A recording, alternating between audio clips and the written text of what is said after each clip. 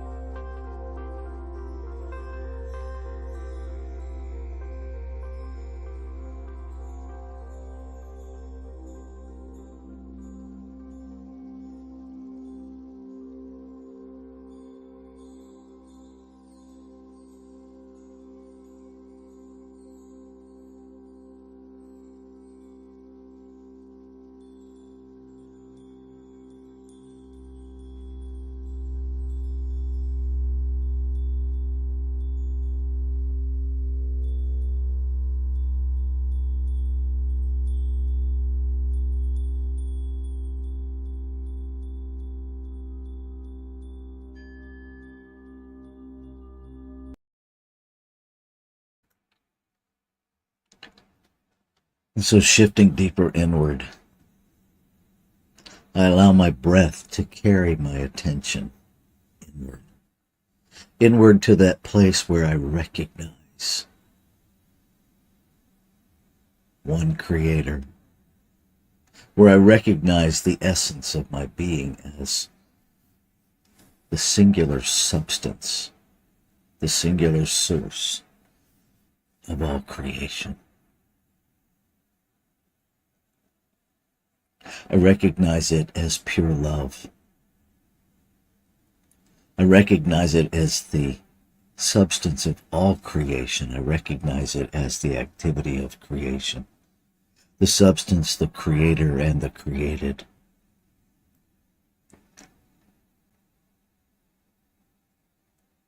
I recognize it as infinite intelligence, as an eternal being that has no beginning, so it can have no end. It simply always has been. It is that substance that was made out of itself, by itself. And it simply is.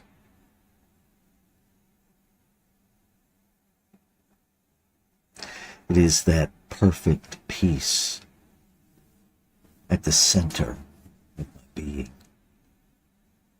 It is life itself,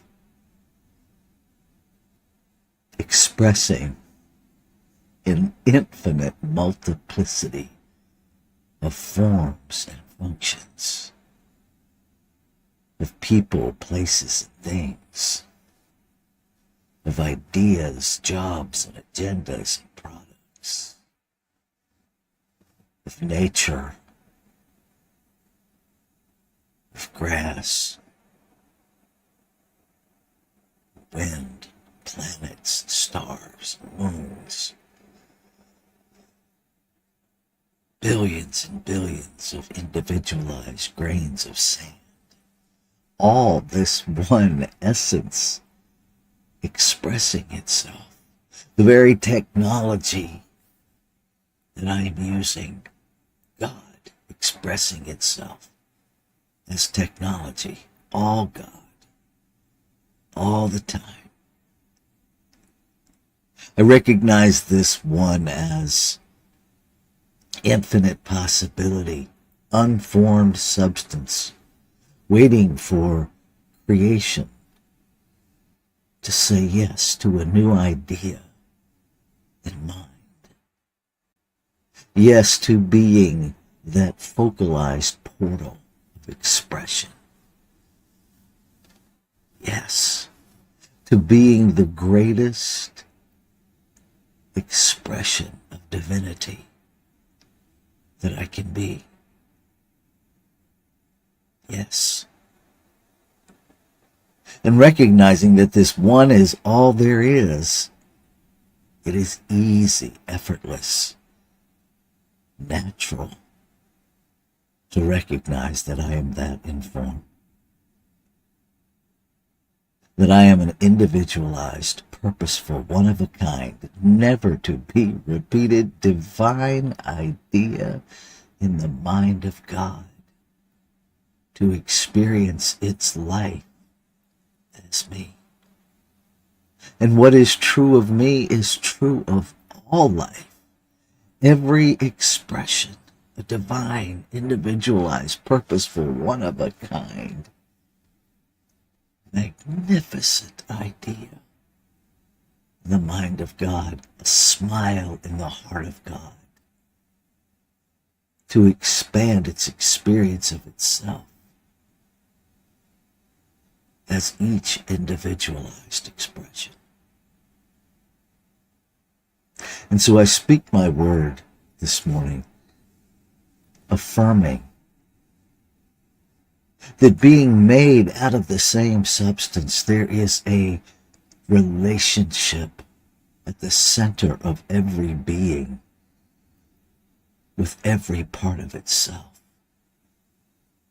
And I speak my word that humanity is waking up to that relationship, to the relationship of the self, with all expressions of the self, that we work in cooperation with our divine employer, that we collaborate, that we hold sacred this workspace called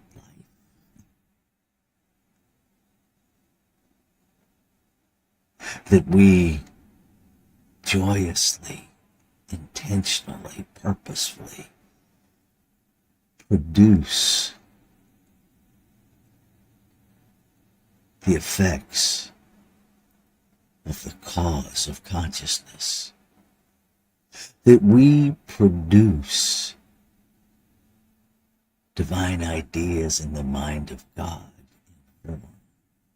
That we produce peace, that we produce love,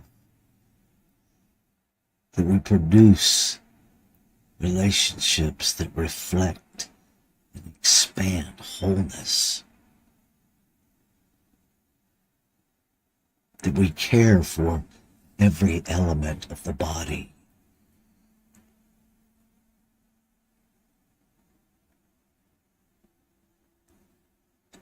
Every element of the body, the earth, the wind, the rain, everything that crawls upon it or flies around it.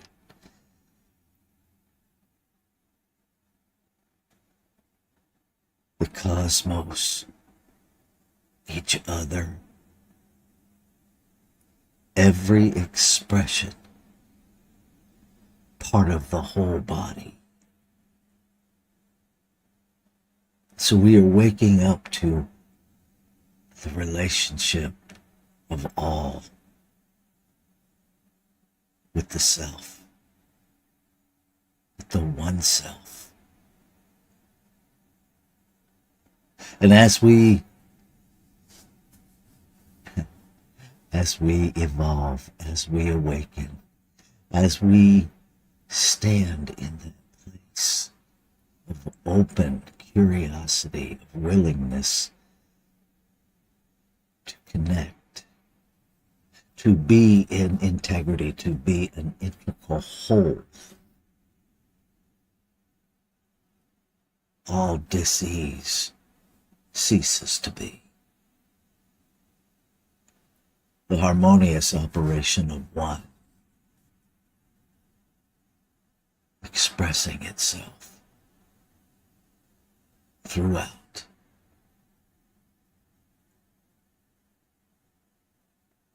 Knowing that the word spoken is the word fulfilled, and know that this is already complete. That it was done before it was spoken. And so I look for the evidence, for the demonstration, for the experience. I allow faith to guide my attention and my intention.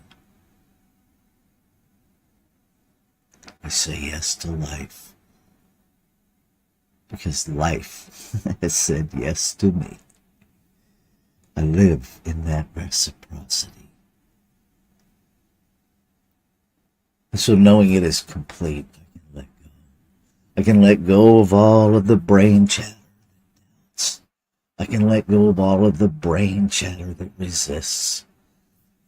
I can let go of all of the brain chatter